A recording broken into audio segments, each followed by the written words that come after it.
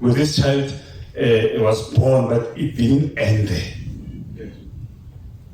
It didn't end there.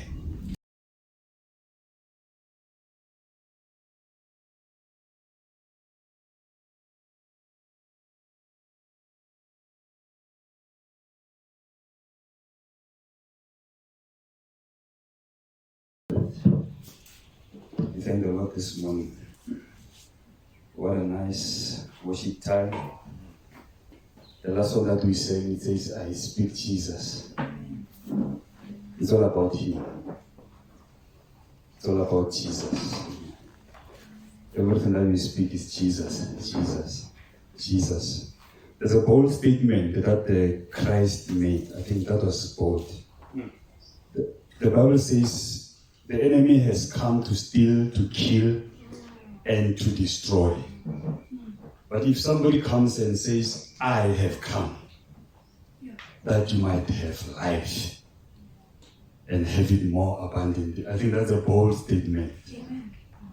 Also, in my language, also it will say, I have come. So forget about what happened before or those who came. I have come. They might have prepared the pay for me. They might have prophesied for me about me. But I have come that you might have life. And life in its fullness, or life in abundance. This platform is not that user-friendly. Always when you have to come here, you know there is that there is that thing. So you really need to do everything by faith. You know, he said, God, there's a prayer that I've been praying this week after Neville announced this to me. And I said, Lord, I don't want to go and preach to impress anyone. I don't want to go and impress and perform for people. The scripture that came, it reminded me of Paul when he said, I didn't come to you with words of eloquence or to be persuasive, but I came with power. I came to preach Jesus. So that was my prayer this week, and then I believe God for that, because I prayed that prayer several times. I said, Lord, I don't want to impress anyone. I sometimes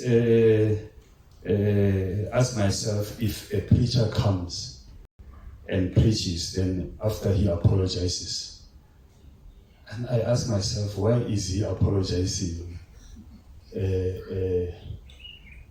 Somebody will say, if I have hurt you, if whatever that I said didn't sit well with you, I believe that whatsoever you utter or you speak, it should be from the Lord. Amen. I believe so. I remember first time when I preached. It was, I think, 2008, if I'm not mistaken. It was at a school assembly, high school. And then I just finished my matric a year before. So you could imagine it was same age group of people. And then I was at a school whereby you go on those schools where there's some first floor, ground floor, first floor, and second floor. So I was on the first floor, so you could see every learner at the bottom. And that day when I preached, that was the first time, and I don't forget that day. Because the other thing that makes me not to forget the day is because I didn't preach my message that day. Because that was my first time. I took there was those days where you use cassettes. I used a cassette and I listened to this preacher. I listened and I listened and I listened. Every word, every detail, whatever that he said, I preached it as it is.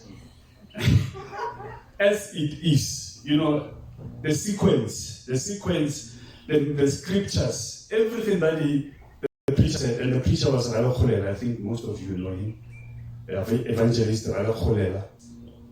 I preached exactly the same way. And then after the message, people, man, we bless the Lord, we bless the Lord. But in my heart, it's like, I knew that, I didn't prepare that. But anyway, the good thing about the things of God is that the word of God doesn't just fall on, it does the work. It does the work, because the reason I'm saying this is because I remember 3 years back when, I think 2 years or 3 years, I took my car to a service in VW in Shuro, and I met a lady.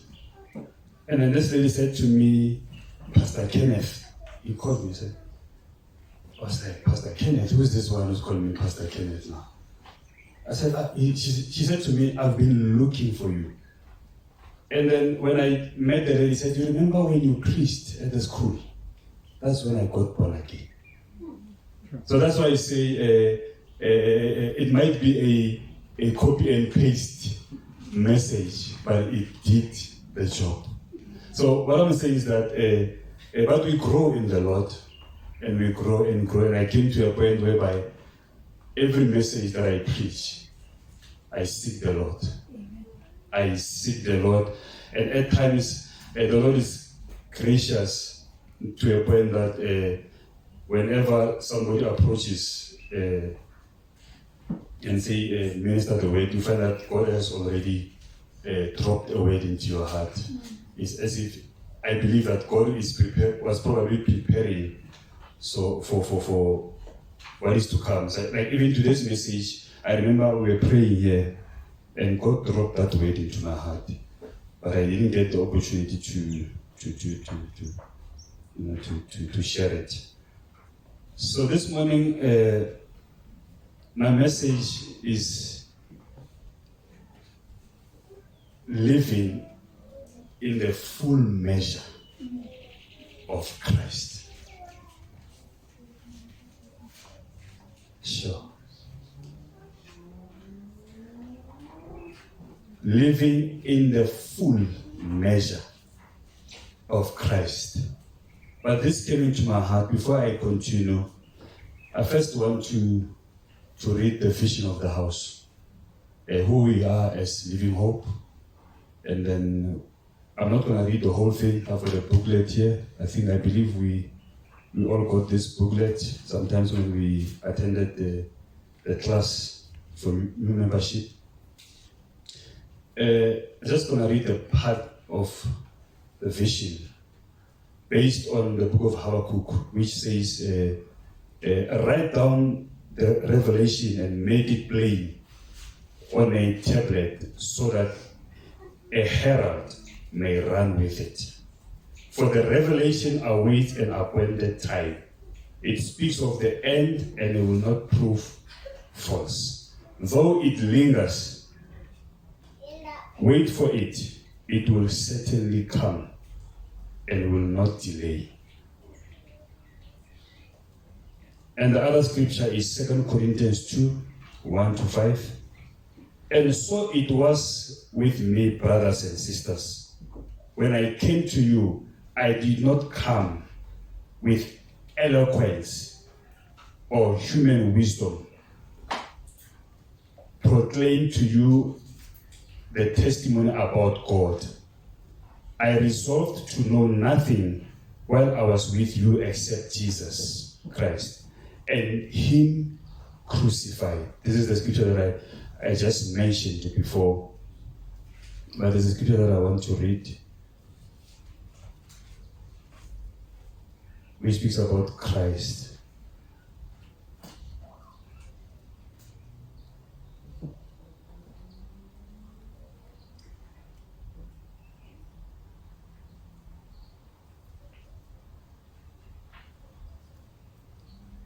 Can't find the scripture, sorry for that. Anyway, let's move on. But this is, okay, let me just quote it. It says, Christ as a son over his own house. his house we are. So a church is a house. If you read the book of Ephesians, it gives you the different types of church models. The Ephesians church model. A church is a temple, and it will also teach you about a church is a family. It will teach you about a church. Ephesians chapter 6, a church is an army. It will also teach you about a church is a body. So at this time, I want to, based on the vision of the house, it says Christ as a son over his own house, his house we are. So a church is a house, and on every house there is a vision, something that controls or something that a family looks after, or a guidelines for a family. So the vision of the house, it says, our vision is to be a Christ and a gospel-centered church. Seeing people live healed lives through a community of hope. This is the vision of the house. To be Christ and gospel-centered church, and seeing people live a healed life through a community of hope. And we are that community that must take hope to the people. And this is what has been, this is the breakdown of hope. Hope, H, hearing God. So this is who we are. So as living hope, we hear from the Lord. The book of Amos says, surely the Lord will not do anything except through his servants, the prophets. Amos chapter 7, it says, surely the sovereign Lord does nothing without revealing his plan to his servants, the prophets. So we are people who hears from the Lord as living hope. The first age, hope. We hear what the Lord is saying. So that's why it's very important as living hope, we need to incline our ear to what the Lord is saying. We need to know what is the Lord saying during the season to us as a house or as an individual or to the community or to the entire body of Christ.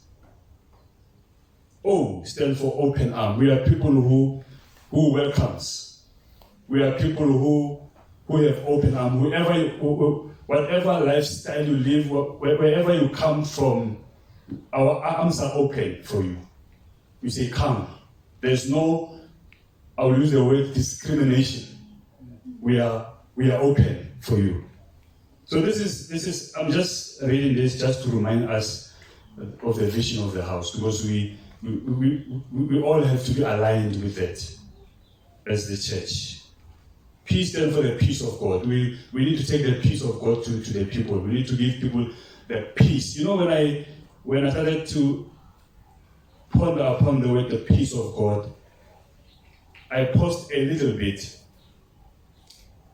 Then the reason I paused is because we are the church. We're supposed to take the peace of God to the people. I remember in the old days, people used to sing songs that had to do going to heaven, going to heaven. But I believe that we are not born again just to come and then live for a while and then come to church and then pray and then we go home. But the Bible says, for the kingdom of God, as Jesus prayed, according to the prayer of Jesus. And it says, thy kingdom come on earth as it is in heaven. If you just break down that sentence, thy kingdom come. So we don't have to experience these things. We don't have to wait going to heaven for you to experience the peace of God. Yeah. For you to experience the joy of the Lord is my strength. Yeah. You need to experience that here. Yeah. The kingdom of heaven shall come here. Amen. So we need to experience, and we can't take what we are not experiencing. You can't give what you don't have. So let us not sing those songs that there's deliverance in heaven, as if there's no deliverance on earth. There is peace in heaven. There is freedom. There is all the things that the Word of God is promising us. It will portray as if we only get these things in heaven. But it says, "Thy kingdom come." Yeah. And if you break down the word kingdom, there's no kingdom without a king. There must be a king in order for you to say this is a kingdom. There must be a king. So a kingdom it mostly speaks of a culture, a lifestyle. So when Jesus says, "Thy kingdom come on earth as it is," so it means the culture and the lifestyle of the heavenly lifestyle, let it come on earth. Yes. As it is in heaven. Meaning you must experience this here. If you talk about abundance and peace, freedom, it must be something that we are experiencing on earth. And then the E stands for the extending the kingdom. So we need to take these things to the communities. We need to take these things to the unbelievers. We need to take these things. We need to be the salt of the world. We need to open the eyes of the blind. We need to preach the gospel of Jesus. Yeah. So this is, I was just going through it. I thought I would take 2 minutes, but it seems like I can just shut it down and stop here. That's good. That was the gospel. Luke chapter 2, from verse 2.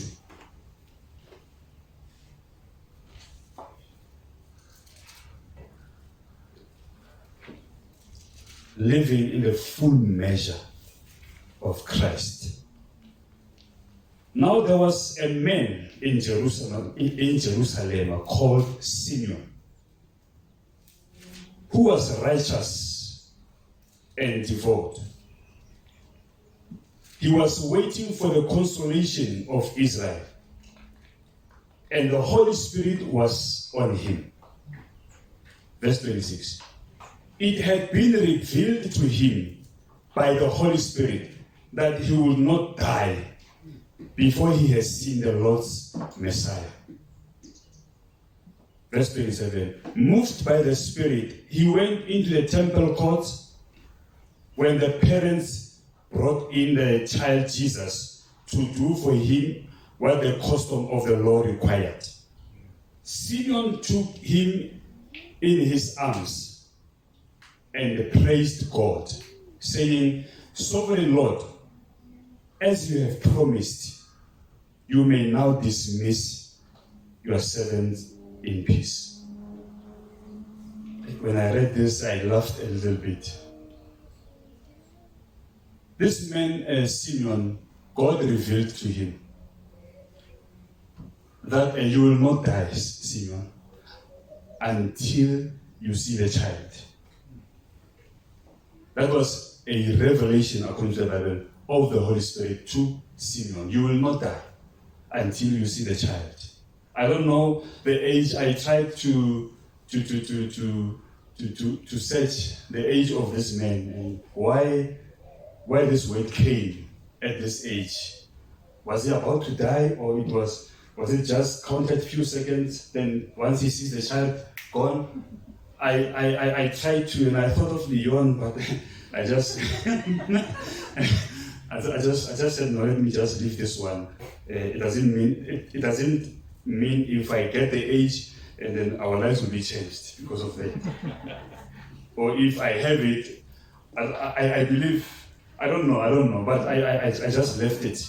But I wondered why God revealed to him that you will not die until you see the baby Jesus, until you see this child. And God, everything happened according to the promise of God. The child was born by the name of Jesus.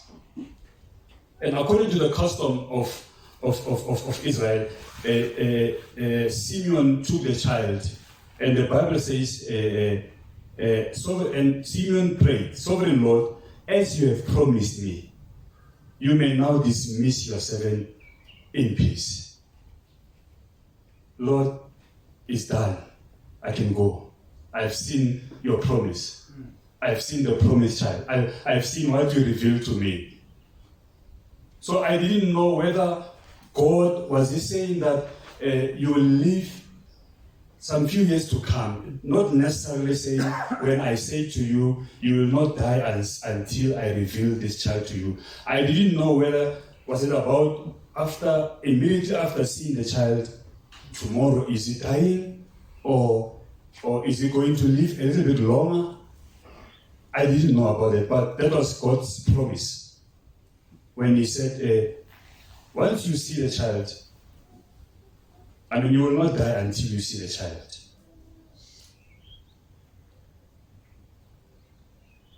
I wouldn't like to have this kind of a revelation from the Lord.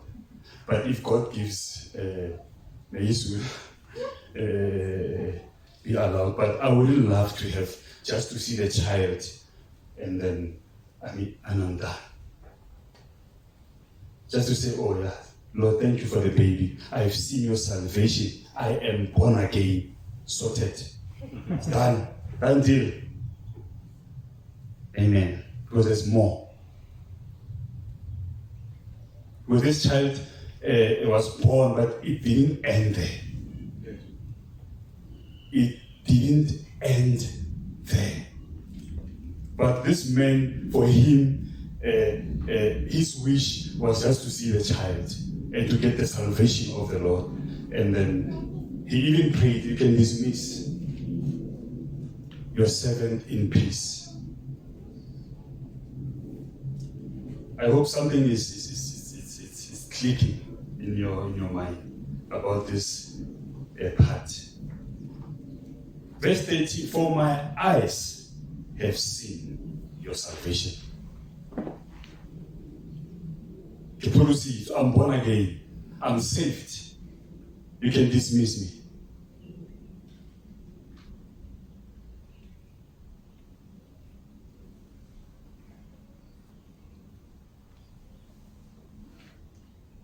And then when you go down to verse 40, this is another nice part.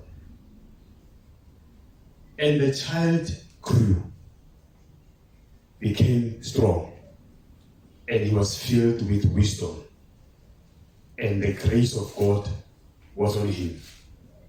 So I don't know whether Simeon witnessed this, because his was just to see the child, and then God there, take me. But this child grew.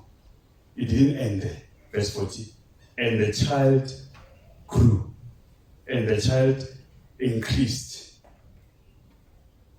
and the child waxed strong in spirit, filled with wisdom,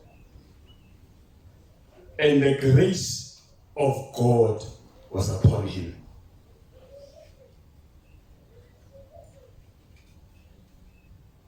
So I believe we are all born again. And I believe that after receiving Christ in our lives, once we started to study the Word and start fellowshipping, we started to see more. We started to see more. Something started to draw you to the closet. You started to want to know more about God. There was this zeal. I want to know more. It doesn't end there. It doesn't end on that stage when Jesus is born as a child. It doesn't end there. Even the Bible says, and the child grew. Even the child, after the revelation, it never stopped with Jesus. But the Bible says, and the child grew. So, I'm left with 1 minute. There you go. Let me just. I don't know, I'm stuck here. And the child grew and became strong, filled with wisdom. Even Jesus at the age of 12, the Bible says he was amongst doctors. If you go down with the scripture, he was amongst doctors, and the Bible says they were astonished, they were amazed at this wisdom. At the age of 12, the child was still growing. Did Simeon witness this? I don't know. Did he see this? I don't know. But Simeon had a vision, just a vision. If I can see the baby, then it's unsorted. But the child grew and waxed strong. So, as I was reading this, there are some stages that Simeon didn't witness. And Jesus went through those. And every year, Jesus' parents, let me just jump this one because of time. Verse 47, everyone who heard him was amazed at his understanding and his answers. They were amazed at the age of 12. But remember Simeon, just keep Simeon in your mind. Don't keep Simeon that he only wanted to see a baby in a manger, wrapped in swaddling materials. The baby was just in a manger. He only carried the baby like this. That was end of Simeon. Verse 52. And Jesus grew in wisdom and also in stature and in favor with God and men. So the child continued to increase, even in stature. He started to grow and grow. But Simeon, this guy didn't witness. His revelation was just to see the baby. That's why I said to you, I don't know if after praying that prayer, a month later, was Simeon gone, or was he still around? Or a day after praying that prayer, was he still around? I don't know. But my message is based on that, on what the scriptures say, that he only wanted to see the baby Jesus.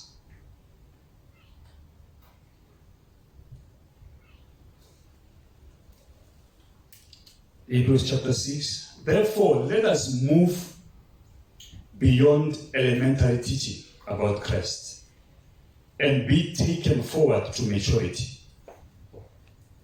So it says, let us move beyond. Let us not stay there. Let us not be pleasant with salvation only. Let us not be pleasant with being saved. I am born again, I am going to heaven, then it is sorted. But the Bible says, let us move forward and leave what? Elementary things. And what is elementary things? The baptisms. It mentions here, teaching about baptisms, repentance. Those are elementary things. But the Bible says, let us now move forward. And it simply says, beyond the elementary teachings about the same child, Jesus Christ. So don't say why, but I like the last part which says, not laying again the foundation of repentance from acts and leads to death, and of faith of God. Instruction about, so it means don't leave these things. But the last part says, and do them when God permits. So if God permits, continue to preach about baptism. baptism of fire, baptism of water. Continue to preach about them. But Paul was saying to the Hebrews, let us now move forward. We've been long there in that stage of time of Jesus being born. We've been long there. Let us now move to maturity. We have drank milk enough. We have eaten bread enough. But let us now go into what? The meat of the word. Let us now go to maturity.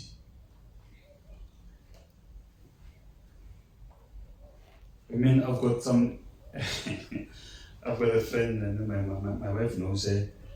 There's one issue with this guy. There's one issue, one thing. Beer. So we've been, and there were times. This happened before I got married. There were times where he would just come to the time when I was staying with my family, crying. Yesterday I just drank again. And mind you, we have prayed several times for the same thing. For the same thing, maybe 10 times. It's a repetition. After we will pray. So there are times where there are some things where you don't pray about anymore. You just reprimand at times. Jesus went to the temple and he just whipped people. He didn't pray and say, hey, this is not for this purpose, the temple of God. So I'm saying there are some things you just give instruction. Stop. Not that you have prayed enough. In a secret, you can go and pray again. Yeah? You can go and pray again. But that time, my friend, they've been talking about this issue.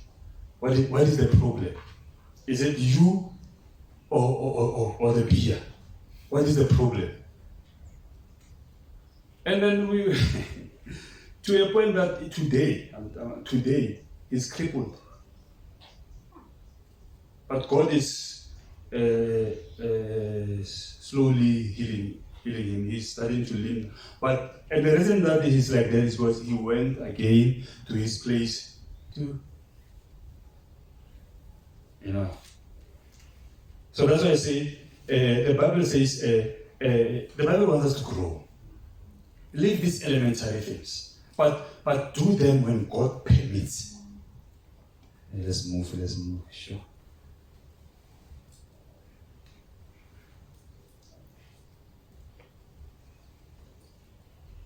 Matthew chapter 10.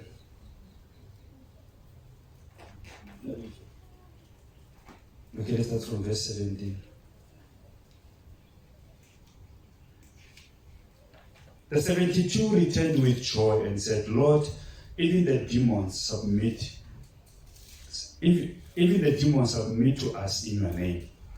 And Jesus replied, I saw Satan fall like lightning from heaven.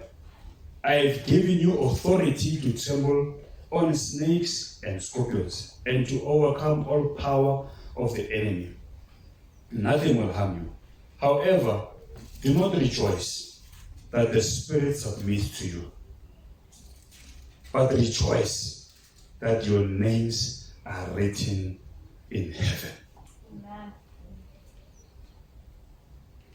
I like that. Amen. But I'm going to just give you a different explanation.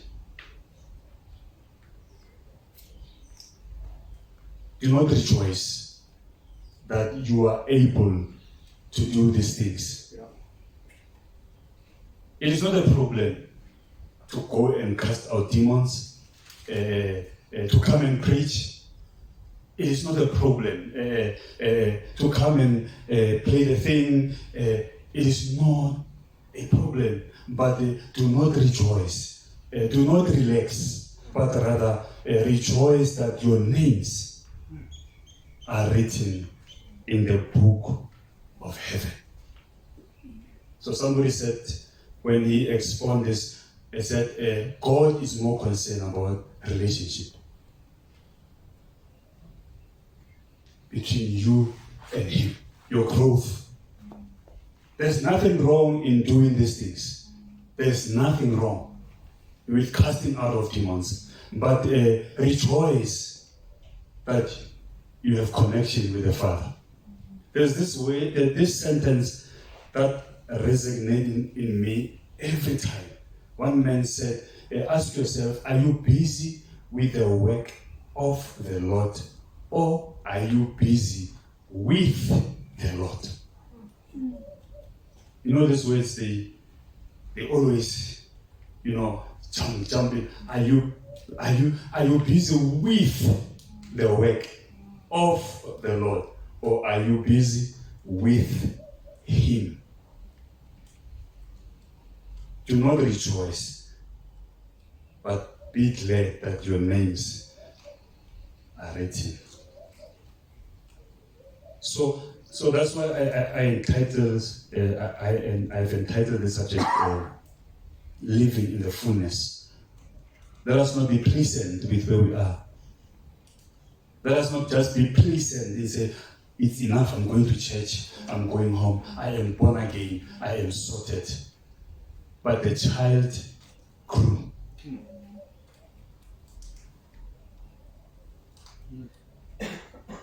Let us not be pleasant that I come and I pack chairs. That is not important, honestly, to me. Honestly, that is not important to me. That is not important to me. But what is important to me is that I have a personal, solid relationship with the Father. It is of a good service, yes. It is of a good cause. The house of God must be in order. We can't just come and fellowship and, things are not in order. That's our God is the God of order. That's what the Bible is saying. But that for me, it's not important. But what is important is to function and live in the fullness of Christ. Seeing all the stages. I want to see that. I want to walk on water. I want to open the eyes of the blind. I want to sit among the doctors and speak mysteries of heaven. People get amazed of the wisdom that is coming out of me. That is living in the fullness of Christ. People must just see Christ. But some of the things we haven't experienced yet. But we are pleasant that, God, my name is, I know I'm going to heaven. I pack chairs. There's no way, Mujib. There's no way, God, that my name is not there. It's not written. I go 8 in the morning, I pack chairs, I do this. There's no way that, God, you don't recognize me. But a relationship.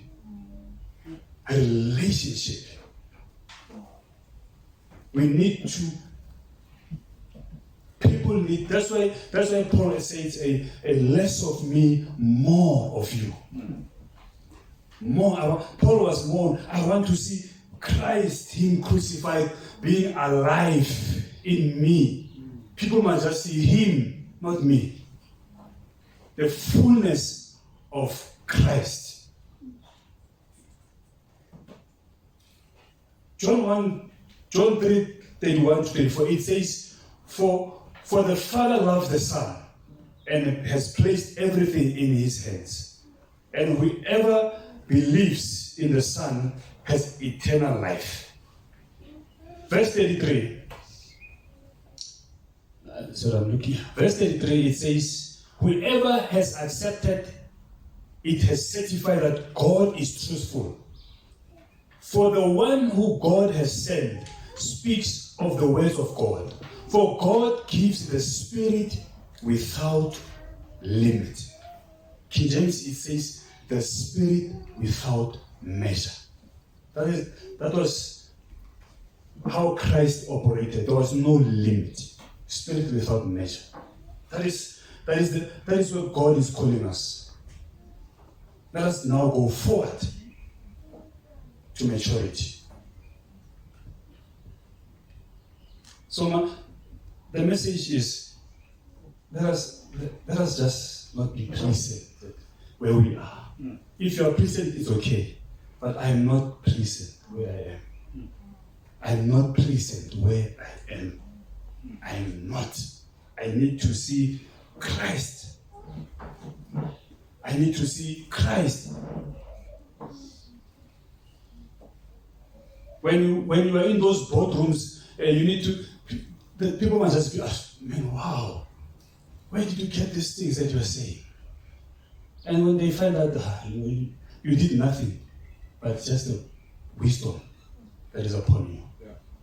It's just the fullness of Christ. You didn't work hard for that. You didn't have sleepless nights to read books and research and do a lot of things. It is just the fullness of Him. But it's obvious it starts somewhere. It starts somewhere. It doesn't just come. So in that saying, let us continue to spend time in the word of the Lord. Let us study the word of the Lord. Let us study the word of the Lord. Let us study the word of the Lord. Let us spend time in that.